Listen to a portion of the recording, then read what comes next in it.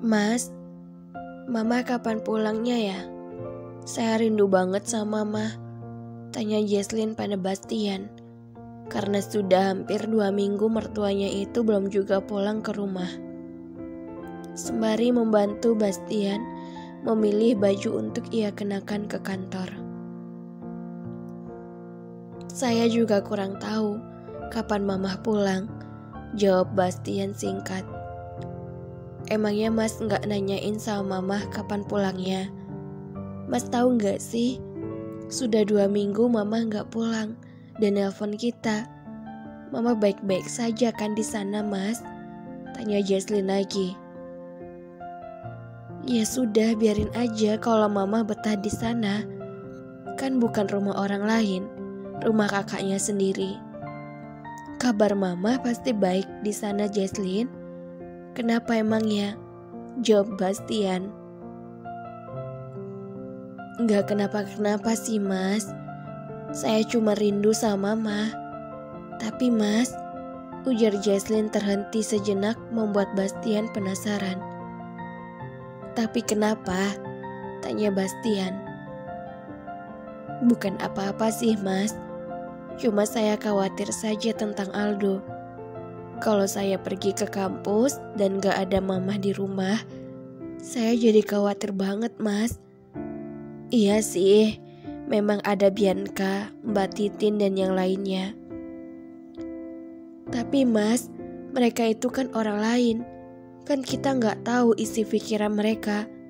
Mana tahu mereka terlihat baik hanya di depan kita saja. Saya bukannya menuduh, Mas. Tapi kalau bisa pas kita nggak ada di rumah satupun, ada keluarga juga yang menjaga Aldo. Jelas Jesslyn memasang wajah khawatirnya menatap Bastian.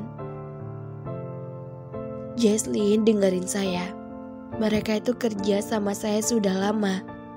Bukan 1 tahun atau 2 tahun ini.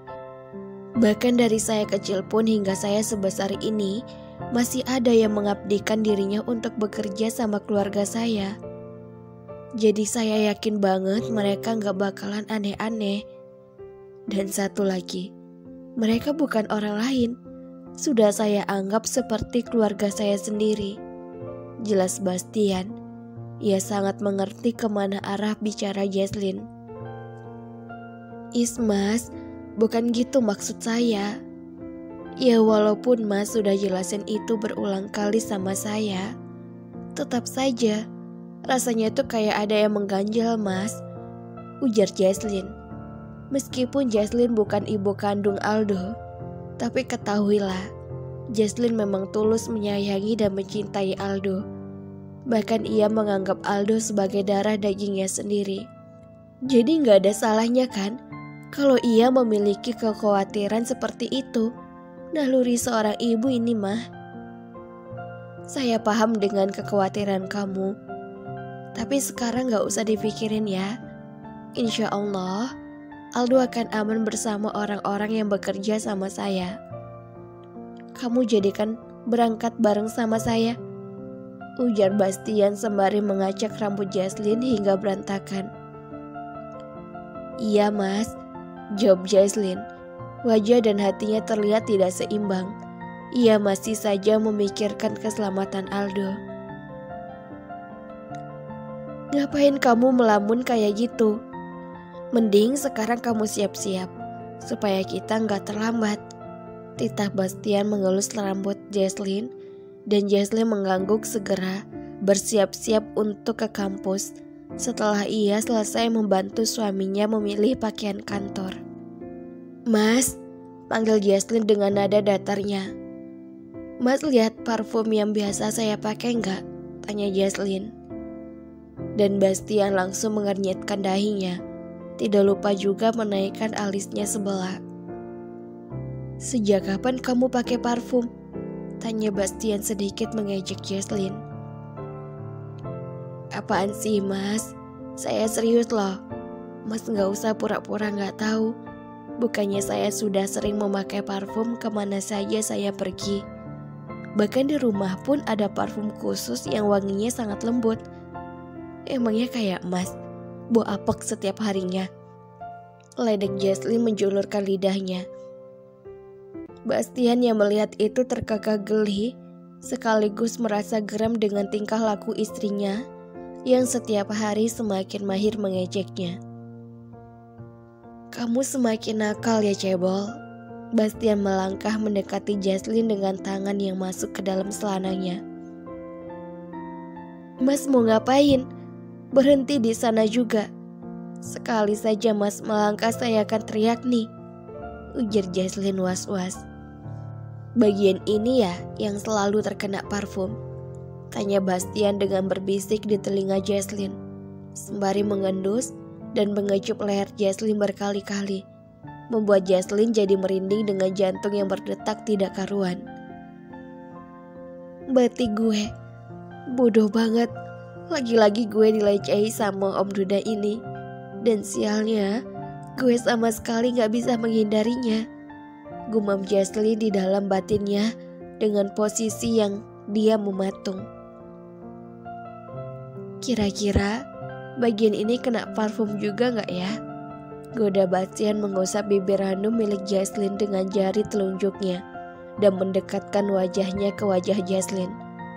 Sontak saja, Jaslyn langsung mengarahkan kedua tangannya untuk mendorong tubuh Bastian hingga menjauh darinya. Setelah itu, Jaslyn mundur beberapa langkah untuk memberi jarak yang semakin jauh di antara mereka. "Ini audisi uji nyali kan? Please hentikan permainan ini. Gue benar-benar udah gak sanggup lagi," keluh batinnya. Bastian terkekeh geli melihat ekspresi alami dari Jaslyn. Jaslyn mengerjapkan matanya gugup, bukan kepayang, dan mengalihkan pandangannya ke sembarang arah. Pipinya terasa panas dan jantungnya benar-benar tidak bisa lagi ia kendalikan. "Kenapa wajah kamu merah begitu?" tanya Bastian dengan lantang mengedipkan matanya sebelah. Aku sudah selesai, Mas. Jadi saya tunggu Mas di luar ya," ujar Jaslyn dengan nada yang terbata-bata, berlari keluar dari kamarnya untuk menghindari Bastian yang baru saja membuat dirinya hampir pingsan. "Woi Bastian, kasian banget tuh anak orang. Seenak jidat lo saja ngejahili Jaslyn kami yang masih polos." Bastian tertawa lepas menatap kepergian Jaslyn. Di matanya Jaslyn semakin hari semakin lucu dan menggemaskan, apalagi ditambah dengan rona merah yang menghiasi wajah cantiknya itu. "Vita, lo tahu nggak?" tanya Jaslyn. "Tahu apaan? Orang lo sejak tadi gak ada kasih tahu gue," tanya Vita mengernyitkan dahinya bingung. Jaslyn yang kesal pun mencubit lengan Vita. "Sabaran sedikit napa? Gue kan lagi ngumpulin energi gue buat ceritain semuanya sama lo," ujar Jaslyn ketus. Iya bawel. "Oke, gue akan menjadi pendengar yang baik. Sekarang lo ceritain sama gue, supaya gue gak mati dalam keadaan yang penasaran," jawab Vita santai. "Lo tahu gak? Tadi pagi jantung gue hampir saja berhenti berdetak. Nafas gue tidak masuk ke dalam paru-paru. Sekujur tubuh gue terasa melayang.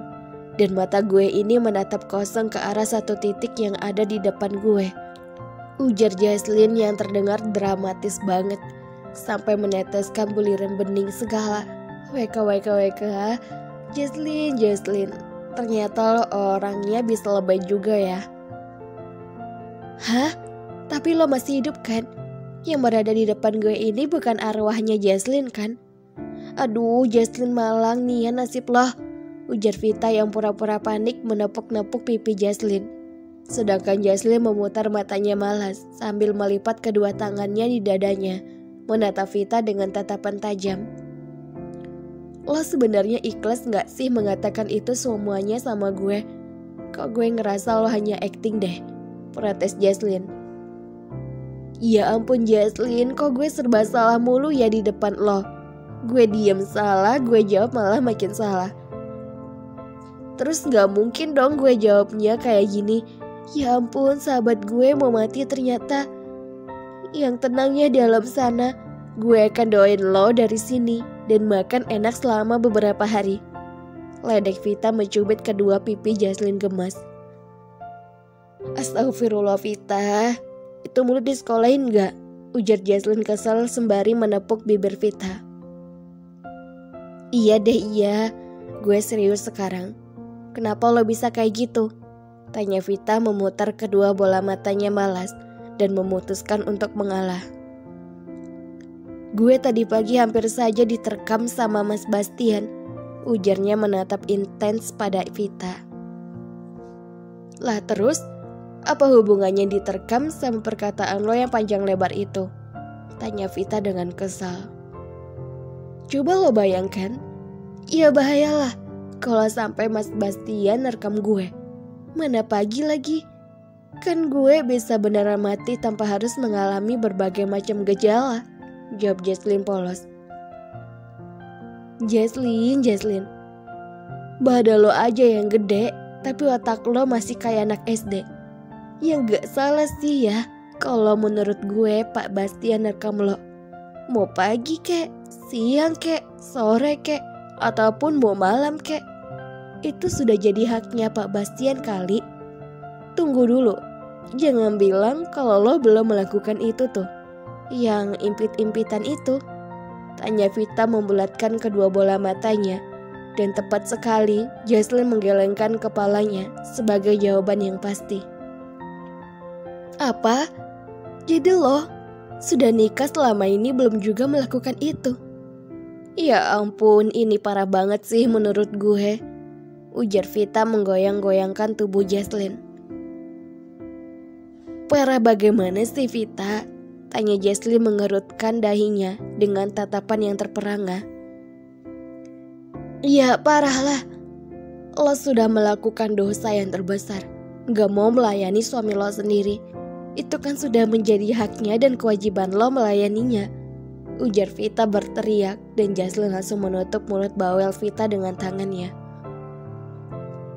Lo kalau bicara bisa pelan-pelan gak sih? Kalau ada yang denger bagaimana? Is, kata siapa sih gue gak melayani Mas Bastian? Malah pelayanan gue sudah melebihi para babu di rumahnya. Gue yang masakin dia, ambilin nasi dia, siapin baju kerjanya, celananya, sampai pakaian dalamnya juga gue ngurusin. Kurang baik apa coba gue dalam melayani suami gue sendiri? Jawab Jesslyn membanggakan dirinya sendiri dengan wajah polosnya itu. Astaga, susah ya kalau gue punya sahabat yang polos kayak lo ini. Bukan itu maksud gue, Bambang. Maksudnya melayani itu dalam artian di atas ranjang bikin adek untuk Aldo. Paham kan lo sama maksud gue? Kalau gak paham juga, mending lo tenggelamin saja sana diri lo ke Sungai Gangga, ujar Vita yang semakin kesal hingga ia meremas tangannya sendiri. Emangnya mesti yang begituan? Tanya Jesslyn. Ya iyalah, jawab Vita singkat. Tapi apalagi Jesslyn Indah Permata? Gak usah pakai tapi-tapian deh. Emangnya lo rela biarin suami lo nyari cewek lain buat muasin nafsunya gara-gara lo gak mau layanin dia? Gak rela lo kan? Kalau seandainya dia berpaling dari lo, jangan pernah panggil gue sahabat lo lagi. Paham? Ujar Vita memotong perkataan Jesslyn. Apaan sih? Gak usah pakai acara ngancam gue segala napa? Lo kok doain yang enggak sih? Ujar Jesslyn yang kali ini sudah termakan oleh ucapan Vita, sehingga ia bergidik ngeri membayangkannya. Tolong bantuin gue dong. Gue gak mau sampai hal itu terjadi dalam rumah tangga gue. Gue gak mau ada pelakor yang bakalan rebut suami yang selama ini gue impikan. Sambung Jesslyn memohon sambil memegangi tangan Vita erat. Nah kan, lo baru sadar setelah gue bilangin. Makanya kalau nikah tuh jangan mikirin enaknya doang. Mikirin tuh resikonya nanti. Gue juga gak tahu apa yang harus lo lakuin. Pokoknya lo harus pandai-pandai lah sama suami lo itu. Sebelum kata penyesalan timbul di akhir. Jawab Vita memeluk Jesslyn. Amarah Vita bukan sembarangan amarah. Amarahnya itu sebagai simbol kekhawatirannya pada Jesslyn.